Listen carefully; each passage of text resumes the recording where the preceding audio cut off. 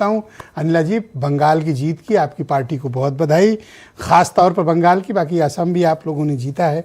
मैं आपसे जानना चाहता हूं कि अब उत्तर प्रदेश की आपकी लड़ाई क्या मजबूत हुई है या उत्तर प्रदेश एक बड़ी चुनौती आपके सामने अभी भी है? मेरी सभी को राम राम और बहुत बहुत धन्यवाद आपका कि आपने भारतीय जनता पार्टी या मैं कहूं एनडीए परिवार को शुभकामनाएं दी।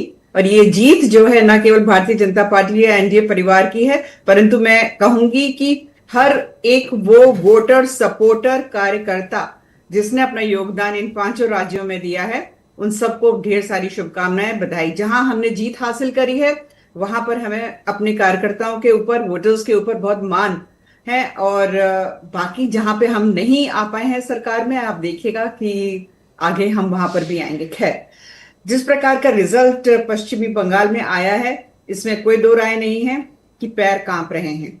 उन लोगों के पैर कांप रहे हैं जो बहुत ज्यादा आगे बढ़ बढ़ कर सोच रहे थे कि पश्चिमी बंगाल में भारतीय जनता पार्टी हारेगी तो इनको आईना दिखा दिया जाएगा। उत्तर प्रदेश की राजनीति जहां तक सवाल है, देखिए कांग्रेस तो कहां स्टैंड करती है, सुरेंद्र जी खुद ही बता देंगे अपने घर का हाल। बाकी कहां इन लोगों ने क्या परफॉर्म किया है मैं उस पर नहीं जाती, क्योंकि चुनाव में हार जीत होती रहती है। मैं एक खिलाड़ी रही हूं, तो जो हारने वाला होता है तो मुझे उसको अपमानित करने का या छोटा दिखाने का कोई शौक नहीं होता है। कमी रही होगी इसीलिए ये हारे हैं। तो और जैसे कहा जाता है ना, लेट द बेस्ट है भाई ये तो नहीं नहीं। तो दूसरी बात, उत्तर प्रदेश में मैं अच्छी तरीके से जानती हूँ। 2014 में, 17 में, 19 में, 22 में, 24 में आप कंपैरिजन कर लीजिए। चलिए, समाजवादी पार्टी हमारे सामने आज की तारीख में सबसे बड़ा अपोजिशन है भारतीय जनता पार्टी के सामने उत्तर प्रदेश में। अगर आप वोट परसेंटेज भी आप कंपैरेटिव एनालिसिस कर लीजिए, मैं कोई घमंड के साथ नहीं कह रही हूं, बहुत ही विनम्रता के साथ कह रही हूं, ये हमारे सामने कहीं नहीं टिक रहे।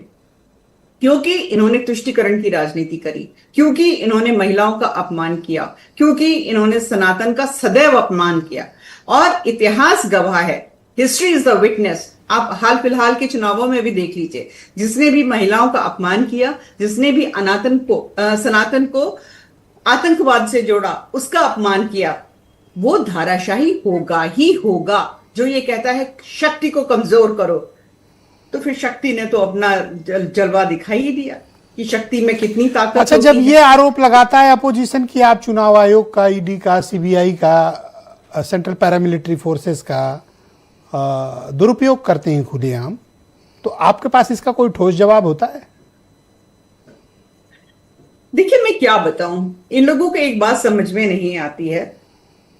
पहली बात तो ये बहाने ना बहुत पुराने हो गए है ना। ईडी, सीबीआई, इनकम टैक्स ये इस्तेमाल करते हैं। अरे रे रे रे, ईवीएम में धांधली कर दी।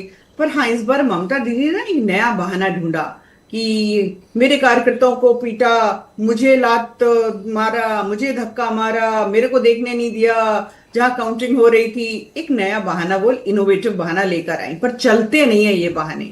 आज जो है 70% से ज्यादा भारत में अगर आपको भगवा रंग लहराता हुआ दिख रहा है, तो क्या भारत की जनता मूर्ख है? क्या उसको समझ में नहीं आ रहा है कि किस पार्टी को चुनना है? अगर अपना अस्तित्व बचाना है, विकास की राजनीति करनी है, मैडम मैं ये जानना चाह रहा था कि ये भारतीय जनता पार्टी को लाना है। मैं ये जानना चाह रहा था कि भाटी जी अभी किस तरह के मुकाबले का जिक्र करना चाह रहे थे, ये कौन सा मुकाबला करना चाहते हैं?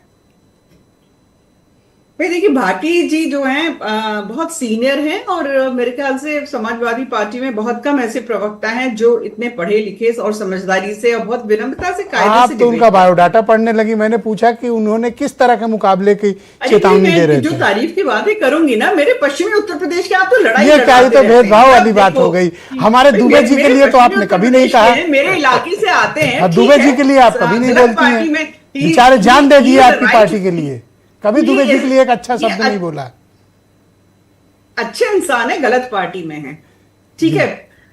तो मैं केवल इतना कहना चाहती हूँ कि समाजवादी पार्टी जिन पिलर्स पे अपनी इमारत बना रही थी ना, वो तो बुलडोज हो चुकी है जी। तो इनका अब कुछ है नहीं।